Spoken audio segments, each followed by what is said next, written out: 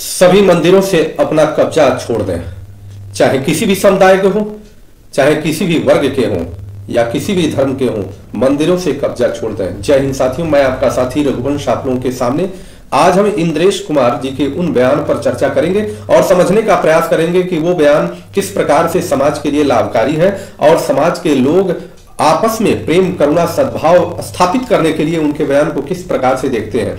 और अगर जो लोग भी समाज का विकास चाहते हैं या जितने धर्म के लोग पारस्परिक सहिष्णुता चाहते हैं तो उनको क्या करना चाहिए। इंद्रेश कुमार जी ने कहा है कि जितने भी मुस्लिम समुदाय के लोग हैं या क्रिश्चियन समुदाय के लोग हैं, चाहे जो भी हैं, जितने भी लोग हैं, हिंदुओं के जो भी मंदिर है जिसको उन्होंने कब्जा रखे हैं उस पर से अपना अधिग्रहण छोड़ दें या उस पर से अपना अधिकार छोड़ दें। यह सामाजिक सहिष्णुता का प्रश्न है।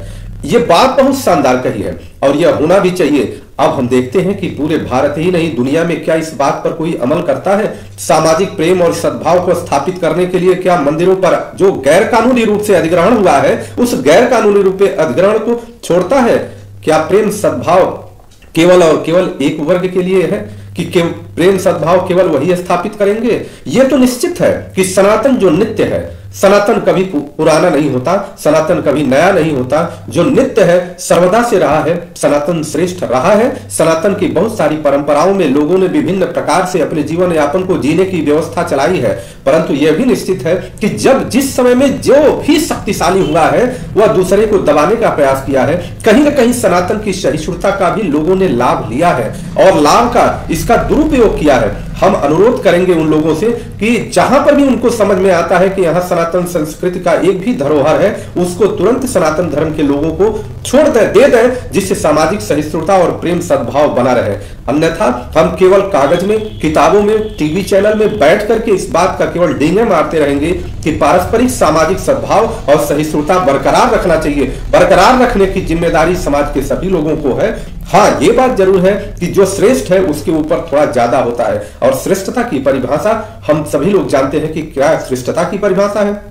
हालांकि हर व्यक्ति अपने आप को श्रेष्ठ ही मानता है, प्रत्येक पंथ के लोग अपने आप को श्रेष्ठ ही मानते हैं, तो श्रेष्ठता की परिभाषा भी तो समझ में आनी चाहिए। और परिभाषा अपने आप को श्रेष्ठ स्थापित करने का एक बहुत सुंदर और सुनहरा मौका है कि सनातन धर्म के जितने भी मंदिर हैं जो गैर सनातन धर्म के मानने वाले लोगों के कब्जे में है उसको तुरंत छोड़ देना चाहिए। इंद्रेश कुमार जी के उस बयान का हम स्वागत करते हैं, परंतु यह भी देखना है कि क्या वह बयान कहीं राजनीति से प्रेरित तो नहीं है, क्या बयान कहीं ऐसा तो नहीं है कि केवल चुनावी जुमला के रूप में यह दे दिया गया है। क्योंकि वहीं से बयान कभी आया था कि हम हर मस्जिदों में क्यों शिवलिंग को ही ढूंढे, शंकर जी की मूर्ति को ही क्यों ढूंढे, वहीं से बयान आया था।